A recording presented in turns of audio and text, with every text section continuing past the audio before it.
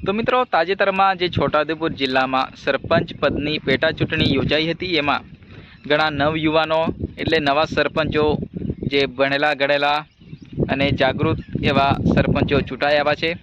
તો આપણે વાત કરીશું એવી જ પંચાયતની, જે કમાડ તાલુકાની આંબાડુંગર ગ્રામ પંચાયત, જેમાં જતનભાઈ બિલ વિજેતા થયા છે.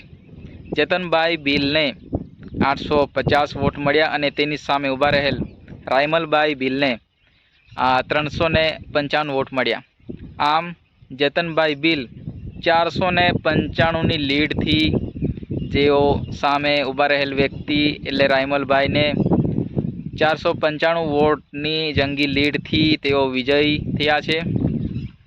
તો આપણે જાણીએ છીએ એમ જે ગામના લોકો છે એ જે જાગૃતિ લાવવા માંગે છે, એટલે જે જૂના સરપંચ છે એ લોકોને હટાવીને જે નવયુવાનો, નવા ભણેલા ગણેલા જાગૃત અને જે સરકારની જે સ્કીમો આવે છે એ ગામડે સુધી, છેવાડા ગામના ઘર સુધી પહોંચે એ રીતે લાભ મળે, એના માટે જે નવયુવાનો શિક્ષિત જે સરપંચો લાવવાની કોશિશ કરી છે.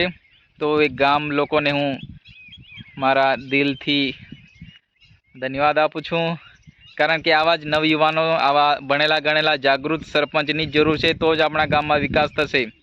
મિત્રો, તો આંબાડુંગર ગ્રામ પંચાયત એમાં નવા સરપંચ જતનભાઈ બિલ ચૂંટાઈ આવ્યા છે.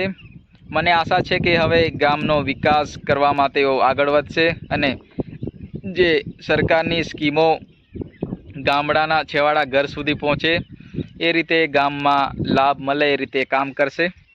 તો મિત્રો, આવી જ રીતે સરપંચ પદની ચૂંટણીમાં ઘણા પંચાયતમાં બદલાવ થયો છે, જેમાં નવા ચૂંટાયેલા સરપંચ જે ભણેલા ગણેલા ખાસી એવી પંચાયતમાં નવા સરપંચો ચૂંટાઈ આવ્યા છે. તો મિત્રો, એવી જ હું આશા રાખું કે આ વિડીયોમાં બસ આટલું જ.